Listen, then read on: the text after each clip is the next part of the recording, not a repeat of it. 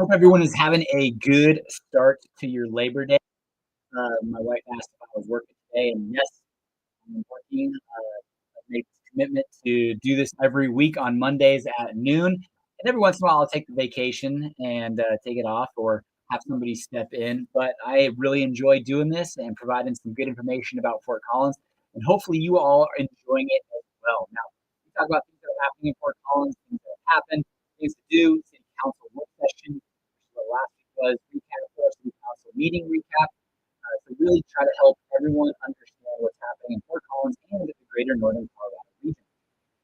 We will get going right away, starting with, man, so there was some rankings that came out in, I think it was US News, and Liberty Commons ranked as the second best high school in Colorado. There was four other school district schools in the top 100 for Colorado. But then nationally, Liberty Common ranks number 2 in Colorado for high school, but 173rd nationally. Now, I have to imagine this is also including private schools. So, there's going to be some great. I've got some friends that are from that are born and raised from California, and the schools that they went to, and the eliteness of those schools is probably pretty significant. So, that being said, still pretty cool. The other school from the Pouder School District that ranked was, let's see here, Fossil Ridge.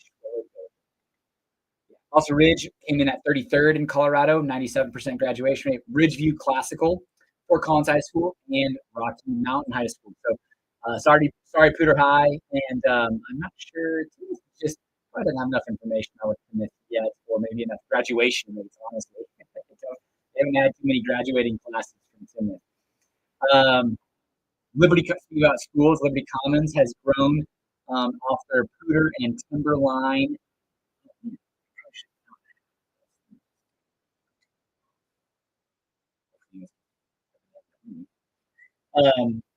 But Liberty Commons expanded their middle school, their junior high, opening for what was it, 7th and 8th graders. 7th and 8th graders opened up this year, right adjacent to their elementary school. Then they're also building on some gyms and cafeterias. So it's going to be about a 45,000 square foot facility when all said and done. Apparently there was a vote for the Pouder School. The Pouder School Board was voting on whether they should only allow public comment on one or two of their meetings. They have 2 meetings monthly. They currently allow both meetings to have public comment for 35 to 45 minutes. There was a vote that came in at 5 to 2 that said no, we want to allow public comment for both. And from what I've seen, actually what's pretty cool is Fort Collins seems to be relatively engaged, both on the Pouder School Board, District Board, City of Fort Collins, boards and commissions. Like overall, and even this was supported by a survey that we'll talk about here shortly, a community survey that was done. Fort Collins seems to be pretty good as far as getting involved with what's happening in the area. So they don't like it when they have their voices restrained or held down. So apparently there was some cheers and excitement from the crowd when it happened to be voted down 5 to 2. Centerra Shops sold for $55 million to a group out of Wisconsin that is planning on kind of revitalizing the area, some facelift landscape. Apparently it's gone through 2 different foreclosures. The last time in 2021 was bought for $87 million and then was just resold just recently for $55 million. Now, the McQuinney's did this as well. Now, it's interesting. So the McQuinney's were the original partner developer on this site way back when, in 2005, when it was open.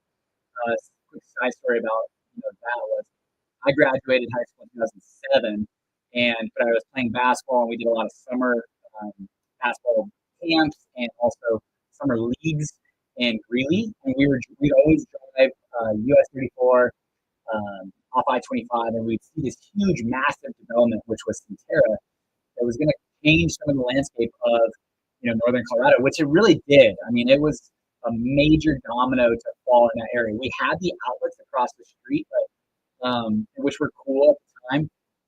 That was a major domino to fall for that area in general. And now you've got that Johnstown Plaza, you've got some South coming, so just really was a big domino to fall. But McQuinney is one of the original partner developers on that.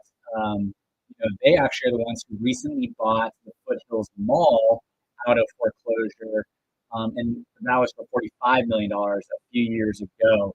And that was developed for $350 million. So it is wild, some of these numbers that are thrown around. And I've even seen some like big office buildings in New York selling for half of what they were bought for just a few years ago because of occupancy issues. And we're talking like hundreds of millions of dollars. But I do know one thing that's probably the most eye-opening for big commercial plazas and complexes is the expense to maintain these, which is actually going to be a conversation about Resurrection Christian. The expense to maintain these large commercial buildings, offices, retail, plazas, what's called common area maintenance, the utilities, the property taxes, the insurance. If these things aren't occupied, they can absolutely bleed you dry very quickly. Selling it for a massive loss, if you can write it off, go through foreclosure. There's a lot of different, obviously a lot of different companies that are shell or formed so that if that goes vacant, it doesn't go after the person. But there's lots of different ins and outs. That all being said, I didn't think anything was going poorly at Centerra. In fact, I actually think its occupancy was pretty decent, pretty strong. They actually still have a Macy's in there that looks decent. Dick's Sporting Goods, Barnes & Noble, some restaurants, decent shopping. Christmas time's always fun there. There's a Metro Lux 12, I believe it is. And so overall, the Centerra Shopping Center, Promenade Shops at Centerra are pretty solid, but the group that bought it is going to try to rejuvenate it, bring it back to life to a certain degree. I never thought it was dead, but regardless. There are some new restaurants coming to Fort Collins. Tell me if I'm crazy. Black Eyed Pea is coming where the Outback Steakhouse was, which I was a big fan of Outback Steakhouse. I didn't go there all the time. It's actually really close to my house.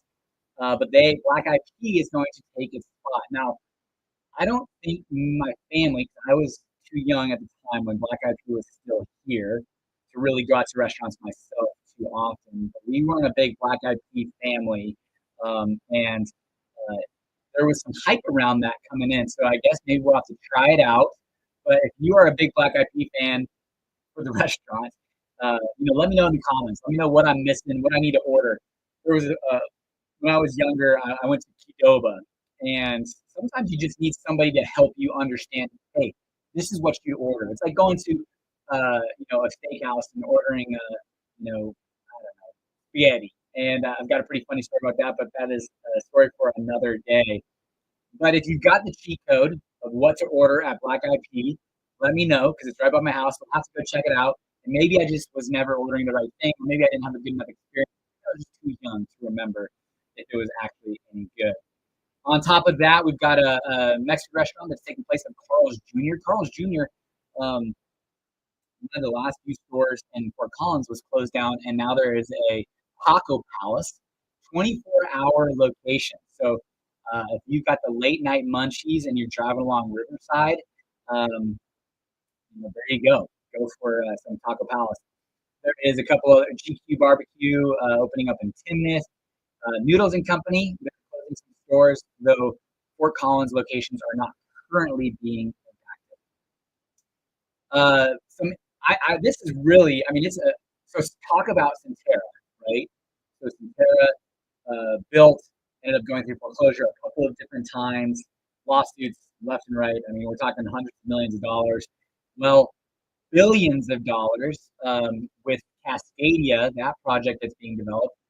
Apparently, the hearing officer rules that the catalyst petition, the group of individuals that put together this petition saying, hey, we don't want this, it should go on the ballot, was denied, saying that it was a certain type of process that doesn't allow for that ruling to go on to a ballot. So there are a few other ways that this group can stop the process, which I can only imagine. Again, one of the things that I will never touch in my life is development, especially at this scale. But it is one of those things where, I mean, they've been going at it, and he thought for, we actually reached out and one time had, was going to have Martin Lind, the developer, on our podcast. We weren't ever able to get it really solidified, but he was saying, hey, you know what? Let's wait till January of 2025, because by then we should know if Cascadia is going to move forward or not. And I think it'd be really cool to talk about it. Okay, cool. Well, that January got pushed to like April, May, and then finally in May it got approved. But then when it got approved, this petition came through, and now it could be into 2026 for a special election or the general election in 2026. So I feel like this is going to have, it's going to be a really long time till we fully understand if this project, this $1 billion project, is going to go through. If you guys aren't familiar with this project, I'll share my screen real quick. This is the Cascadia project. So this is Martin Lind, and now it's interesting because like they kind of only have specific areas in blue. So I don't know. I believe it's this entire thing that they're talking about. Okay, but this is Highway 34, right by the business bypass. They're going to have the Arena Hotel, Water Park, and Entertainment District right here. Then they've got Cascadia Mixed Use Master Plan. I mean, this is going to be huge for the area if it ever actually goes through. So this is what's being thought right now, currently, and a lot of city buildings are being mortgaged to be able to fund this project. It's going to be a private-public partnership, and some of the residents in Greeley are not super stoked about that. So, but you know, who knows? I mean, if this project goes through, it could definitely change the dynamics of northern Colorado and that gateway in Greeley. What's up, Kevin? Good afternoon from Lakeland, Florida. Thanks for watching, man. And anybody else, feel free to comment, engage. Happy to. Hope it's actually enjoyable to have conversation and dialogue on here. I'm always curious what other people have to say. Okay, here's what I was talking about a little bit earlier. So there's a new lawsuit, because there's been lawsuits being lobbed back and forth between Resurrection Fellowship Church and Resurrection Christian School. And the school was founded by members of the church. But there was two different boards that were formulated at this time. And I do have friends and family who go to Resurrection Christian Church. They call it Res. Love it. They absolutely love it. I think it's pretty expensive. But I think there's a lot of people who really enjoy the school, the curriculum, whatever.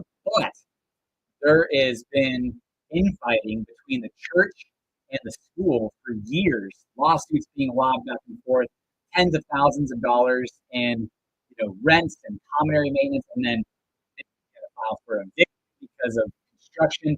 And I'm just like, holy cow, talk about just messy. And you were like, maybe not the best phrase, but you're in bed in more ways than one with each other on this deal between the leasebacks, schools, members of the church and members of the school, board members. So I did not know this was going on. And I'm sure as a student or maybe parent of a student that's there, you hope that that's not interfering with the operations. But I would not, I have a hard time believing that at least some of the bandwidth of the board members of the school, who should be directed to the school in its best way forward, is going to be spent on the curriculums and students and what's best, because they're so focused now maybe on this other lawsuits and things of that nature. So I would not like that for sure. So hopefully they can figure all that stuff out. Alrighty, jumping into our city council work session, there was 4 different deals that were being discussed at the city council work session. There was a community survey, Plat River Power Authority organic agreements, And let's see here was budgeting, visioning for the future, and then finally our tree canopy and some new ordinances in there. So I will jump right in, share my screen. Hey, Logan. Oh no, the audio's off. Let me see. Thanks, buddy. Maybe it's trying to. Is it trying to? I wonder. My audio is a bit jacked. Okay, well I'm gonna do this. I'm unplugging this. Can you guys hear me better? Sorry, Instagram. Can you guys hear me better now that I've unplugged my audio? Oh, that sucks. That means the entire first part of the episode is terrible. Oh, it's terrible. All right, well, tell me if my audio is better now. I'm sorry about that. Seems maybe, yeah, that's a bit better. Sorry, guys. Shoot, it's a lot of time. 16 minutes. If you get, I'll have to like timestamp that. But hey, Logan, congratulations! I heard you guys went under contract on your house in Florida. Super awesome, man. You know, hopefully that goes smooth this one, and we rock and roll forward. So, very happy for you guys. All right, I'm sharing my screen. All right. Let's see here. This is the City of Fort Collins Community Survey. It's on an annual basis. They discuss what they sent out a survey of like 4,500 residents in Fort Collins. It's a scientifically valid survey, which was also a point of discussion. But 500 or so came back from the correspondence, and then an additional 300 came back. So a total of 900 survey results. But the company that's producing it compares us against 400 other communities. He actually said that they actually compare us against 500 different communities. So, which is interesting. Again, sent out to 4,400 total, about 921 surveys, 95% confidence interval, so plus or minus 3% margin of error. So each one of the responses plus or minus 3%. But let's get into it. These are fine. 11 of our benchmarks were higher than communities across the nation, and 33 and 3 were lower, 47 similar ratings. And then across our range benchmarks, no lower ratings and 17 higher ratings. So I guess that's pretty cool. But let's keep going. Quality of life. I mean, I've talked about that so many different times. That is the main, main driver of Fort Collins. But we were actually trending down for the last few years, which wasn't a good thing. Like when I remember doing this last year, I was like, ooh, people are enjoying or believe the quality of life is not as strong as it used to be. But we had a good kick up from 2024 into 2025. So not sure what the kind of driver of that was, but 87% of the people believe it's very good or good quality of life. So your neighborhood is a place to live. Neighborhood is a place to raise children. All of them are up. I guess the biggest point is all of them are up against prior years. And this is interesting. Access to your within your neighborhood to everyday needs, groceries, services, and amenities. That's probably a good thing that the City Council likes to see, because that's a big priority for them, is this 15-minute community. Quality of life, public schools, place to raise children, everything is up, I believe. Now, these are the two things that we lack on, okay? So quality, childcare, and affordable housing. That's probably the number one item that people were concerned about with, things that we need to do better on. Yeah, 25% say that this is our number one priority. Transportation, mobility. Residents feel safe in the city. That's always a good thing. Again, it was trending down for a while, but then we popped back up to 2017 levels. Personal safety. I actually think this is what's the most important thing. I think downtown Fort Collins at night, 70% of the people think that they feel good or very good, or percent that feel safe or usually safe, always safe or usually safe in downtown at night. And I would say that's pretty important, because I've talked about it time and time again about how going downtown and feeling safe at night, it family, with me and my family is important. Transport and Max is probably one of the places that people feel the least amount safe, but they did jump up, 7% from last year and the year before, feeling safe. So pretty much anywhere in Fort Collins, I've told this story I've told this story a few times before, but there was an individual coming from Louisiana asked me, "Hey, Patrick, what do you think about this neighborhood?" I said, "Well, it's a pretty safe neighborhood." He said, "Whoa, whoa, whoa. Let me stop you right there because that's a cop-out answer. Because everywhere in Fort Collins is safe, especially where comparing where." So I've always kept that in my mind of maybe is that a cop-out answer where most of the places in Fort Collins people feel pretty safe, which is a good thing. Safety services overall, people are pretty happy with the safety services, the timeliness of calls, but I believe police patrol, visibility, crime prevention, and traffic enforcement could be better. Only half or so of the residents are saying that they feel very good or good about those specific deals. The red dot here is what we are actually ranking under the national average for the national benchmarks, and so police services overall. I don't know. Actually, there was somebody who just commented on a Facebook post of mine, and it was a police officer that I saw at what did I see? Oh, New Belgium Tour de Fat, and I asked him how was it. He said there's only been one call, and it was a band that was playing in a handicap spot that we hadn't. So I've joked about it before. You know, there are definitely things that happen in Fort Collins. There was, and especially in the county, but overall, it's a very great place to be a police officer. It's safe, decent, good paying. I think they're increasing pay, and as you will see shortly on our budget, it's one of the highest parts of our budget as well. Here's our transportation ratings. Where green ranked higher than national averages, but ease of bike travel. Shocker on that one, 85% feel good or very good. If you have any experience in Fort Collins, riding along the bike trail systems, you know how amazing that is. This I thought was pretty interesting. Northern Colorado Regional Airport and Shuttle Service, 67%, a significant jump from years prior. And I would say I agree with that, especially to like Denver, DIA with landline and what is it called? Room transportation, which I think maybe they are now all one. But I've actually had to bring our au pairs to the shuttle, our family to the shuttle, and it's just there's tons of options, price as well, clean transportation. So that was really interesting to see, but clearly doing substantially better year after year. So in 2023, 38% felt good about it.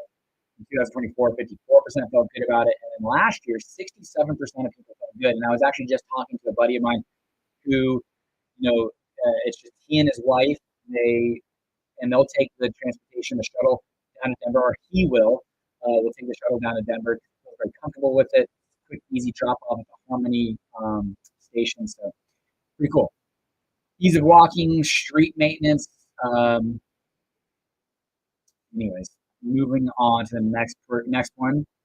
Here are some of our largest increases, and that was increase of availability of electric vehicle charging stations.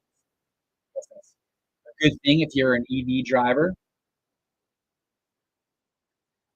We do have one thing that and this is actually important for city council, and I think this was really interesting to look at, is Fort Collins is a place to work, but residents still want more job opportunities in the city. I just did a video about that last week, jobs in Northern Colorado, and how we continue to focus on building good, high-paying jobs locally in the Northern Colorado region.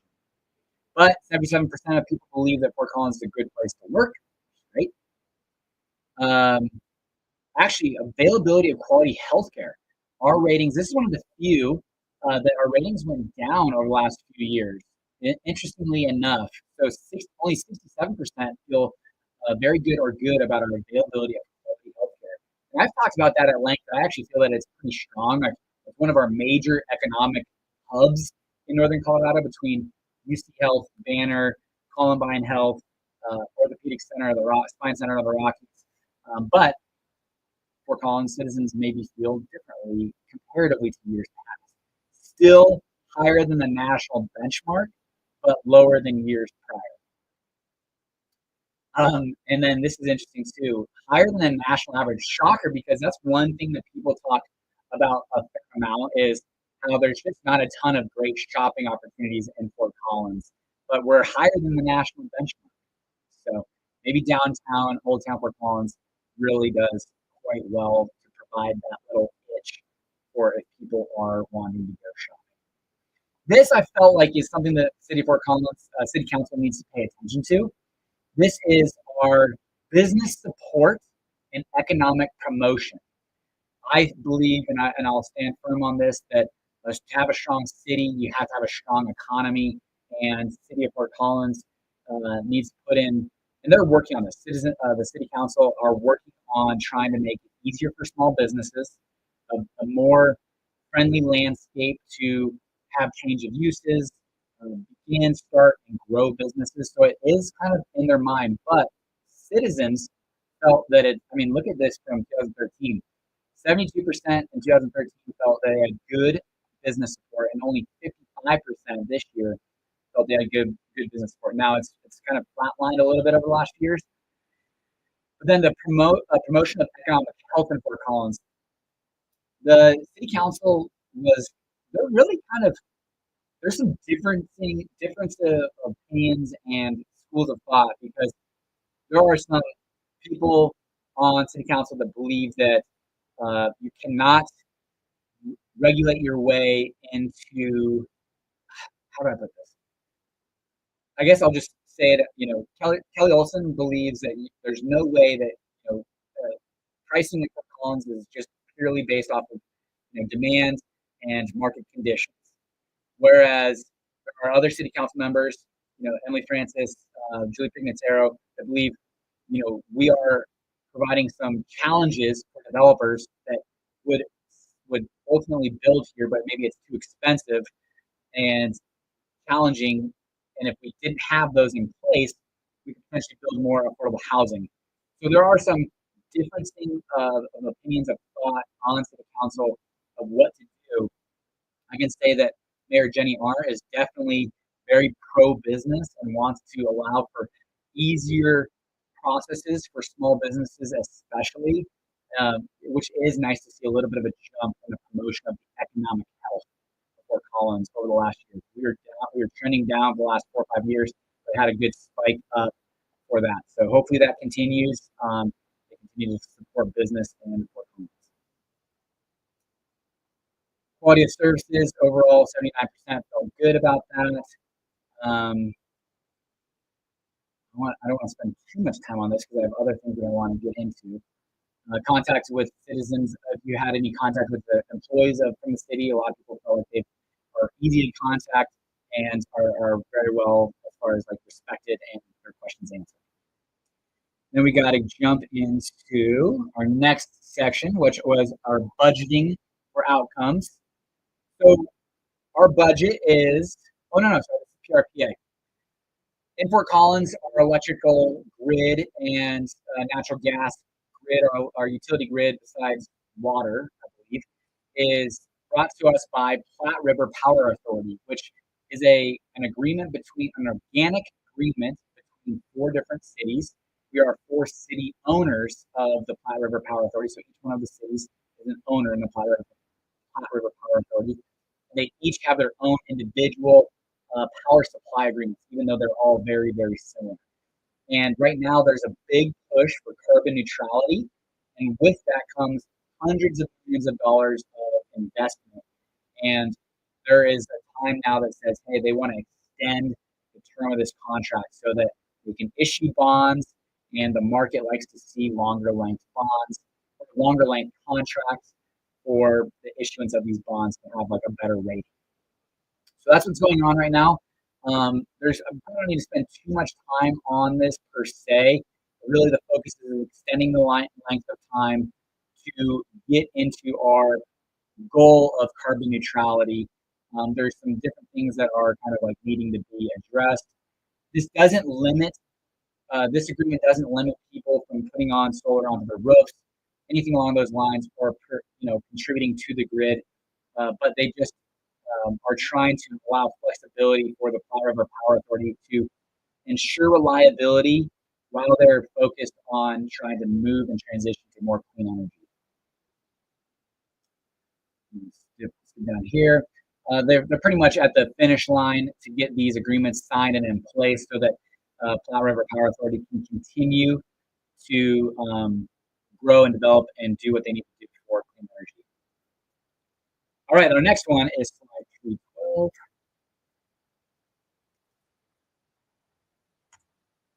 All right, so this is our new, but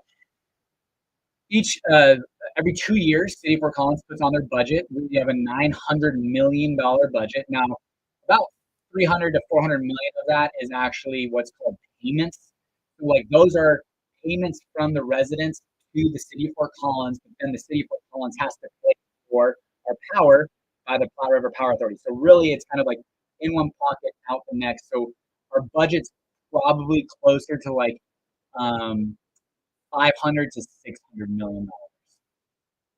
A lot of our revenue comes from sales taxes. Again, some more internal payments between departments. This is kind of a breakdown of our revenues. And then here's a breakdown of our citywide expenses. Employee pay is a big one. We have 2,500 employees at the City of Fort Collins. And, my first thought on that is like, man, we have too many employees. But then they talk about programs like this tree canopy and permitting for commercial buildings to take down a tree.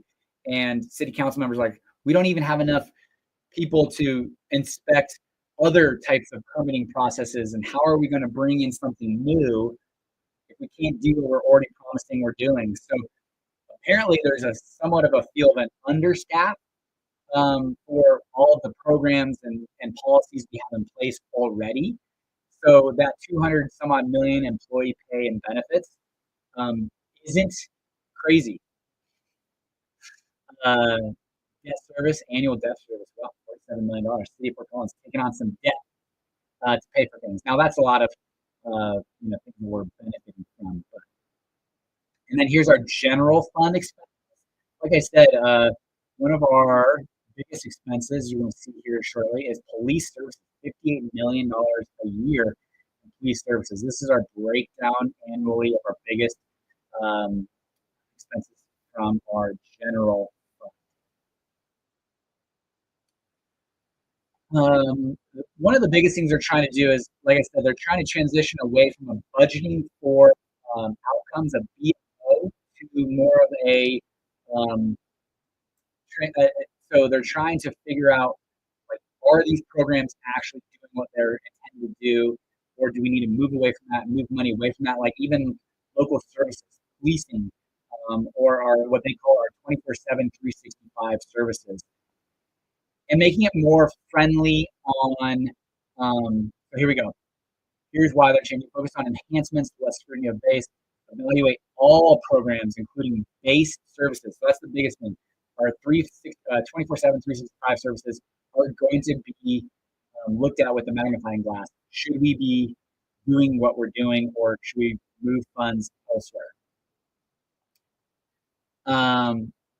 They're going to move forward more. There's a 1,300-page budget. They're going to move more from a kind of a written type budget to more of a visual, so like you can see what money is going from where, and if you don't want this, where does money have to go from and to? So just a little bit more clear on language for the budget.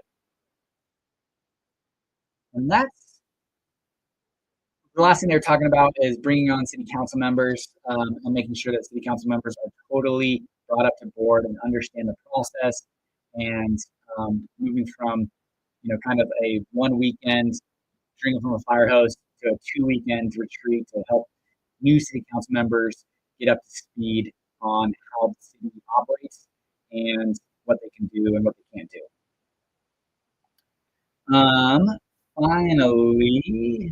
Finally, we have got our tree canopy, which this was kind of one of the actually ones that were discussed the most.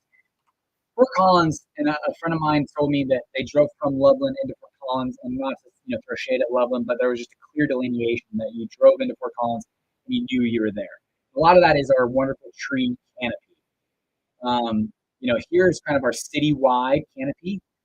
We do well comparatively to the nation, but then like places like Seattle, we don't compare well against, like Oregon. I will say, one of my employees said Colorado is one of the brownest places I've ever lived, and well, she was coming from Washington, and I'm like, well, Washington's one of the greenest places ever because it rains all the time. So make sure we're comparing against things that we can compare against. Council priorities, are kind of in conflict a little bit with our tree canopy because, and that's where some of these council members were disagreeing was like, okay, we want to protect the large trees, but if we make it too difficult for a developer to come in and build out this infill green space, are we limiting how much building we can have, thus affordable housing? And that's kind of where there's every action has a consequence type of deal. Mayor Jenny Arnold was talking about all of our building codes and how we're building wonderful, beautiful green buildings with good energy and efficiency, but they come at a cost, a higher cost, and so they're trying to balance what policies they're bringing in place with the unintended cost balances. I'm curious from your all's perspective, if you're watching this, would you prefer? This is maybe a hard question. There was a question that was asked by the Senate council member. So if you're watching this live or on a rerun, would you prefer, let's say, a half-acre lot with, or maybe a full acre lot with 10 to 15 beautiful 100-year-old trees, oak trees, or them to be able to remove all of them and build a 6-level apartment complex or condo complex that can bring in 50, different, or maybe let's just say 100 different families into that area. What would you prefer? Would you prefer 100-year-old massive trees or provide more affordable housing? I think that was a really good question to ask because, selfishly, I think that those 100-year-old trees are kind of what makes Fort Collins special. And there are some rules that they would say, okay, you're removing this 30-inch in diameter tree, you're going to have to replace it with, and let me show you on this. You're going to have to replace it with 10 trees. Okay? But those 10 trees take 20, 30 years. Maybe it's more important to have the 50 unit or 100 unit building, and then we have 10 trees elsewhere. But I'd be really interested to know what your thoughts are on that. We don't want to restrict development and growth too much, but we also have to maintain what is one of the survey results. I wish I could find it. Let's see here.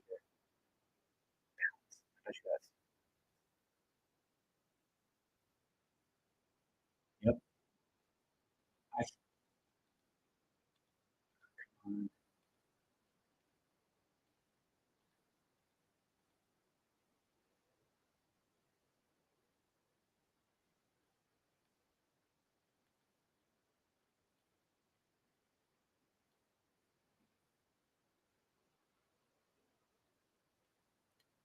On the community survey, one of the things they talked about was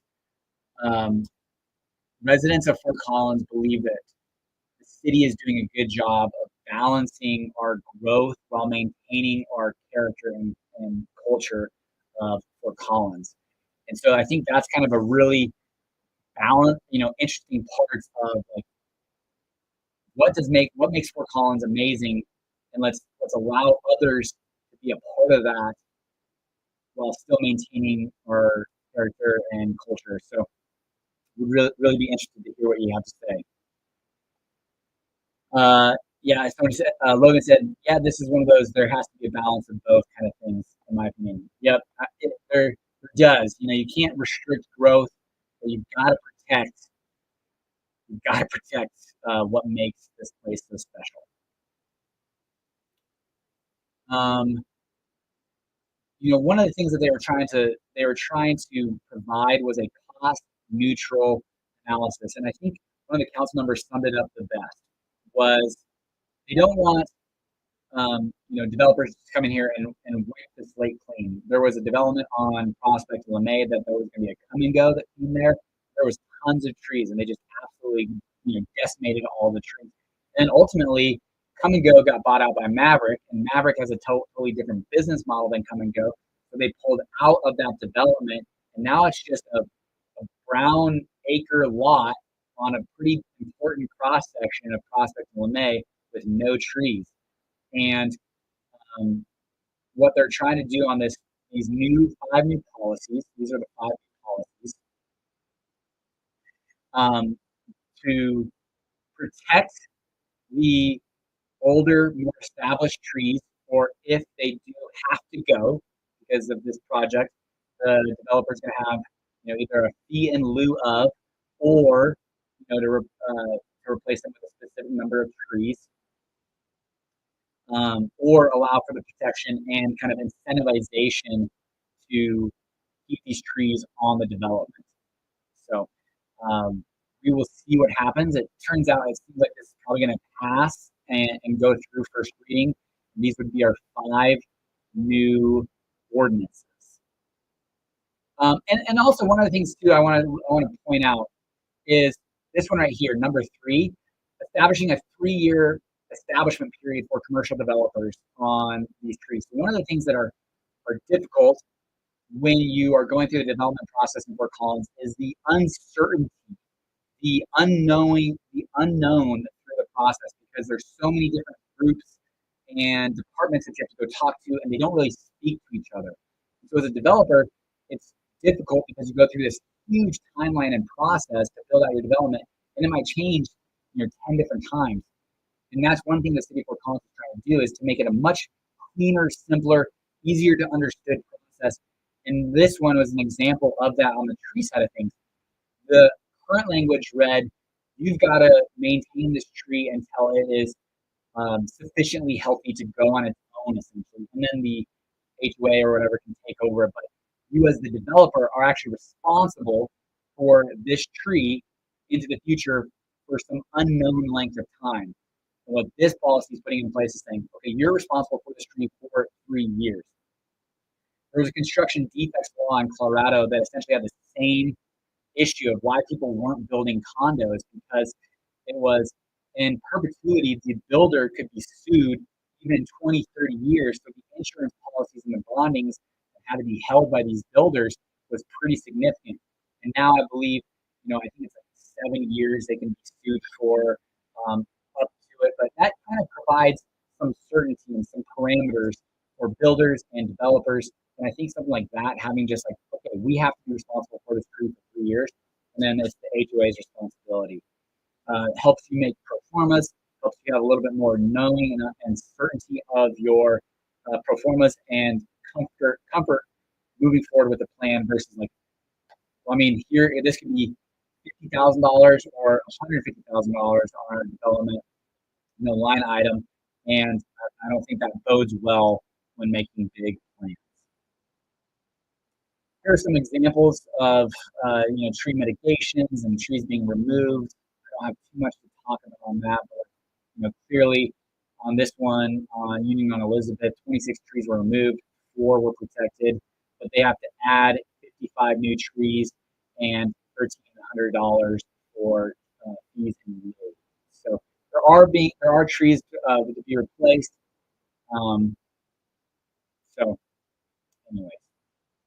Okay, let's jump into things to do this weekend. This week, all right. City Park last weekend of being open this weekend. They're going to be open from 11 a.m. to 6 p.m. Saturday and Sunday. They'll also be open Monday to Friday. I believe it is 9:30 to 1, and 4:30 to 7 in the evening. There is a black ribbon, or a ribbon cutting ceremony that just actually happened today for the PRPA Black Hollow Sun Phase 1. So this is going to be a massive solar development that I believe is going to be producing like 300 megawatts of energy annually, providing energy for like 60,000 families a year when it's all built out. But this is Phase 1. And there was a ribbon cutting ceremony a little bit earlier, so that's pretty cool. First Friday Art Walk this Friday evening, 6 p.m. to 9 p.m. CSU is playing UNC at CSU this Saturday, so definitely something to go check out. If you are looking for something to do, CSU has a great campus facility and stadium.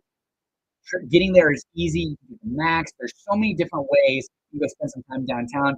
I will say, if you're looking for something to do during the fall on a Saturday and CSU's playing, it's cheap, it's a good environment, good atmosphere, not amazing football yet, maybe one day, but that is definitely something to do. There's the Black Squirrel Half Marathon this Saturday in Bellevue, Glory State Park. There is the Risk Canyon Volunteer Fire Department Mountain Festival up in Risk Canyon in Bellevue, September 6th, 10 a.m. to 4 p.m. So go check those out. I know there's one up in Red Feather that my neighbor actually participates in, and this one up in Risk Canyon. You know, these are volunteer fire departments up in these kind of smaller mountain communities that put on some fun mountain festivals. There's a Fort Collins handmade market this Sunday, 10 a.m. to 2 p.m. And then finally, a honey festival in Loveland, Sunday from 9 a.m. to 1 p.m. in Loveland. So those are some things that you can do this weekend if you are in and around the area of Fort Collins. Now, I'm going to stick around for a few minutes if you guys have any questions. Let's see here. Yes. What's up, man? South side of Fort Collins. There are a lot of people who are watching this from in Fort Collins, out of Fort Collins. And on the south side of Fort Collins, you know, I don't know if you know, but there's a lot of people who don't know, but the Southeast Community Center that is coming there here in the near future, going to be built out and probably open and operating in 2028. So I just can't believe how many people on the south side of Fort Collins don't know about that. So Grayson, I appreciate you watching. I'll stick around for a couple minutes for any questions or anything along those lines, and kind of move on from there. Let's see here. We have a place near us that sells scratch, dent, wholesale home stuff, ceiling fans, appliances, anything like that in FOCO. Yes. I believe it's called Uncle Ben's, or if you're from Fort Collins, Northern Colorado, Uncle Benny's. It's a massive store out in Loveland that you can find like resale doors or windows. Let me see. Uncle Benny's supplies. They're in Colorado. Let's see if I can bring it up. I think this is it. Yeah. Make sure it's still up. Yep, Bertha. Here, I'll share my screen. Logan's, yeah, this is kind of, so Uncle Benny's is buy, sell, trade, new use, salvage building materials. When we would do renovations at some of our properties, this is where we can go find some very affordable, you know, doors and materials like that. So hopefully that answers your question. Mark it, put it down, or Caleb would know about it too, just so you know. So ask Caleb, but he would know about that. And then Grayson asked, how big will the Southeast Community Center be? I believe it's going to be like, it's like, well, it's $100 million facility. So that tells you how big it's going to be. It's going to be pretty freaking massive. Square footage wise, though, I don't have exact square footage, but it's going to be a private partner, it's going to be a three-tier relationship between City of Fort Collins, Pouder School District, and the Pouder Library. So it's going to have an extensive library there. Let me show you an image. It's pretty darn cool.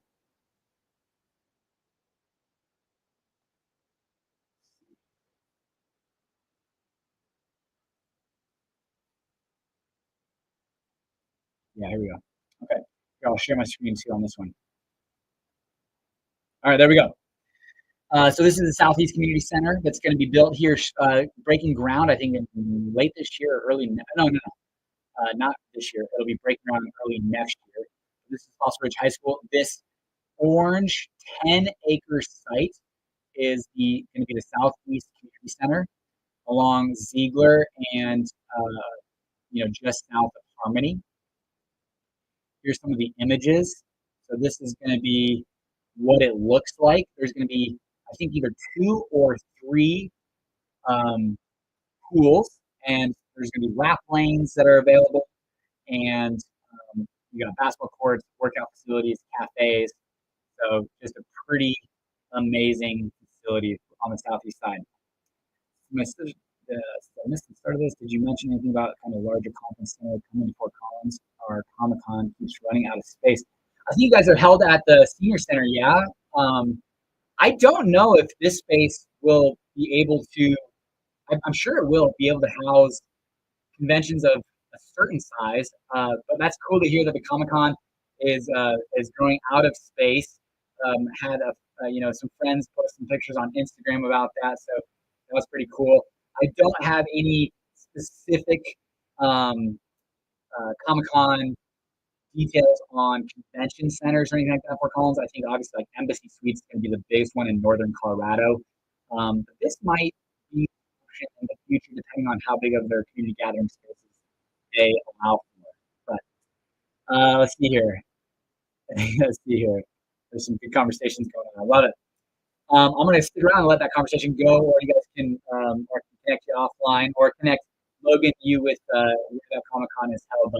But there's a few different cool events that I'm trying to build a events calendar for Fort Collins, like our Fort Collins Startup Week, or Founded in FOCO Week, as well as this Comic-Con. So there's some pretty cool events that aren't necessarily super publicized. Hopefully this kind of video and also newsletter of things to do on a weekly basis is helpful. So, alrighty.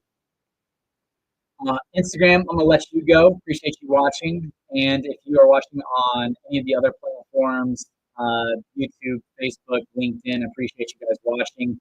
Make sure to leave a comment below. Let me make sure I didn't miss any last questions. Okay, yeah. Very cool. Appreciate you guys watching and engaging. It's always fun to watch that and be a part of that.